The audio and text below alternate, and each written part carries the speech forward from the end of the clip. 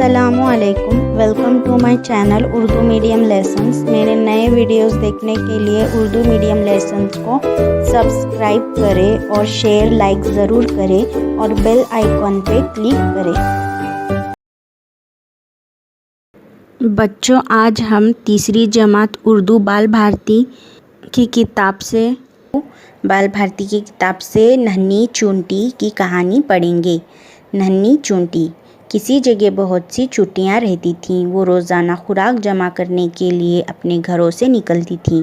इनमें एक नन्ही चूंटी भी थी जो हर रोज़ अपनी बूढ़ी माँ के साथ खुराक जमा करने जाती थी। एक दिन उसने अपनी माँ से कहा, अम्मी, आप बूढ़ी हो गई हैं, बीमार भी रहती हैं, अब आप आराम कीजिए। कल से खुराक जमा करने के लिए मैं अकेली जाऊंगी। माँ ने कहा, बेटी, तुमने ठीक कहा, लेकिन ख्याल रखना, बरसात के दिन करीब हैं।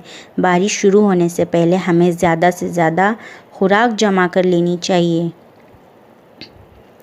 बारिश में बाहर निकलना बहुत मुश्किल होता है। बच्चों, ये जो है चूंटी की एक कहानी है। नन्ही चूंटी, छोटी सी। इसमें देखो चूंटी क्या करती है। किसी जगह बहुत सारी चूंटियाँ रहती हैं, आपने देखे होंगे ना, काले कलर की भी होती है, लाल भी।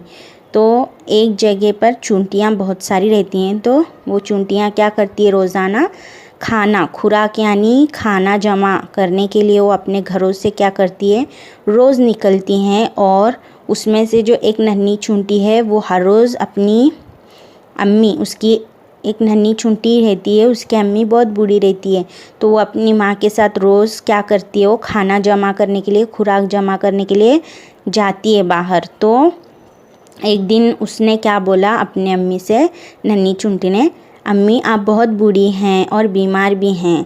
नन्ही चूंटी बोलती है कि तुम बीमार भी है और बूढ़ी भी हैं अम्मी, तो आप अभी आराम करो, मैं कल से अकेली जाऊंगी खाना जमा करने के लिए। और माँ, उसकी जो मम्मी है, वो बोलती है, बेटी, तुमने ठीक कहा, लेकिन तुम अपना ख्याल रखना, बरसात के दिन करीब हैं।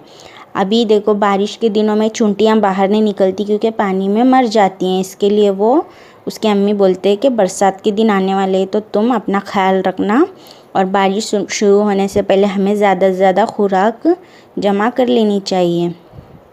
ऐसे बोलती हो, बारिश का मौसम आने से पहले। तो बारिश में बाहर निकलना क्या होता है, उन लोग के लिए मुश्किल होता है। तो उसके मम्मी बोलते, जल्दी आना। दूसरे दिन नन्ही चूंटी दूसरे चूंटियों के साथ खुराक जमा करने निकली। वो बड़ी चूंटियों की तरह बड़े दाने नहीं उठा सकती थी, छोटे छोटे दाने लाती थी। वो इस दिन ज़्यादा खुराक जमा ना कर सकी। अब जो नन्ही चूंटी है वो क्या करेंगी, खाना कम जमा कर रही थी। वो बड़े चूंटियाँ क्या करते, ज़्यादा खाना लेकर आ जाते हैं। तो ये छोटी चूंटी को बड़ा दाना उठाने नहीं आ रहा था, एकदम छोटे छोटे दाने ला रही थी वो, लेकिन वो ज़्यादा खुराक जमा नहीं कर सकी। वो नन्ही चूंटी उदास हो गई। जो छोटी सी चूंटी है वो एकदम उदास हो गई, सैड हो गई। वो अपने खाला के घर पहुंची और इन्हें अपनी परेशानी बताते हुए कहा, खाला जान, बड़ी चूंटियाँ तो बड़े बड़े दाने उठा लेती हैं, वो ज़्यादा खुराक जमा कर लेती हैं, लेकिन मैं बड़े दाने नहीं उठा सकती। ज़्यादा खुराक जमा ना हुई तो बरसात में हमें बड़ी परेशानी होगी। अब जो नन्ही चूंटी उदास थी वो क्या करती है, अपने खाला के घर जाती है और खाला को सारा किस्सा बताती है। वो कि परेशान क्यों है वो, कि वो ज़्यादा बड़े बड़े दाने नहीं उठा सकती। तो खाला को जाकर बोलती है उसके, तो वो ज़्यादा खुराक जमा नहीं करती है, छोटे दाने ही उठा सकती है। तो वो बोलती है कि बरसात में हमें बड़ी परेशानी होगी अगर खाना हमारा जमा नहीं हुआ तो खाला देखो क्या बोलते हैं, खाला ने उसे तसल्ली दी, बेटी, दिल छोटा ना करो, कल से हम एक साथ दाना जमा करने निकलेंगे। तुम मेरे घर में छोटे छोटे दाने जमा करना, मैं बड़े बड़े दाने तुम्हारे घर पहुंचाऊंगी। नन्ही चूंटी खाला की बात सुनकर खुशी खुशी घर लौटी। अब वो रोज़ाना पाबंदी से छोटे दाने अपनी खाला के घर पहुंचाने लगी। खाला बड़े दाने नन्ही चूंटी के घर पहुंचा देती। ये सिलसिला चलता रहा, यहाँ तक कि बारिश का मौसम आ पहुंचा। देखो बच्चों, उसके खाला कितने अच्छे थे कि उन्होंने बोले कि बेटी तुम परेशान मत हो, हम दोनों साथ में जाकर दाना जमा करेंगे खाना, और तुम छोटे छोटे दाने मेरे घर में रखना और मैं बड़े बड़े दाने तुम्हारे घर में पहुंचाऊंगी। नन्ही चूंटी खुशी के मारे अपने घर लौट गई और रोज़ाना दोनों खाला और वो चूंटी दोनों क्या करने लगे, वो छोटे दाने और बड़े दाने जमा करके एक दूसरे के घर में पहुंचाने लगे। खाला बड़े दाने लेकर छोटी चूंटी के घर पहुंचाने लगी। तो ये सिलसिला चलता रहा, यहाँ तक कि क्या हो गया, बारिश का मौसम भी आ गया। एक दिन नन्ही चूंटी अपने घर में खाला के लाए हुए दानों को देखकर बहुत खुश हुई। उसने अपनी माँ से कहा, अम्मी हमें खाला का शुक्रिया अदा करना चाहिए, इन्होंने हमारे लिए कितनी खुराक जमा कर दी है। माँ ने कहा, तुमने बिल्कुल सही कहा, चलो चलकर तुम्हारे खाला का शुक्रिया अदा करें। जब बारिश का मौसम आ गया ना बच्चों, तो नन्ही चूंटी बोलती है उसके अम्मी को कि अम्मी देखो, हम खाला का शुक्रिया अदा करेंगे क्योंकि उन्होंने हमारे घर में बहुत ज़्यादा खुराक लाई। तो वो लोग खुश हो गए, इन्होंने हमारे लिए इतनी खुराक जमा की है। तो उसके मम्मी बोलते हैं, हाँ बिल्कुल सही कह रही हो तुम, चलो हम जाकर खाला को के घर जाकर शुक्रिया उनका अदा करेंगे, उनका शुक्रिया अदा करेंगे। नन्ही चूंटी अपनी माँ के साथ खाला के घर पहुँची। इसने खाला का शुक्रिया अदा किया और कहा, खाला जान आपकी वजह से हमारे घर में बहुत खुराक जमा हो गई, अब बारिश का मौसम आराम से गुजरेगा। दोनों माँ बेटी क्या करते हैं, वो जाते हैं खाला के घर और उनका शुक्रिया अदा करते हैं।